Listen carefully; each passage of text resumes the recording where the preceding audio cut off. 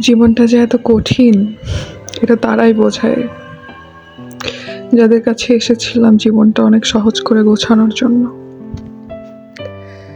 High, আজকে আমি যে পেন্টিংটা করেছি এটা কিন্তু এটা বলা যায় এটা আমার মন খারাপের পেন্টিং। আসলে আমি মন খারাপে যতগুলো পেন্টিংই করি ওগুলো অনেক সুন্দর হয় কেন জানি না।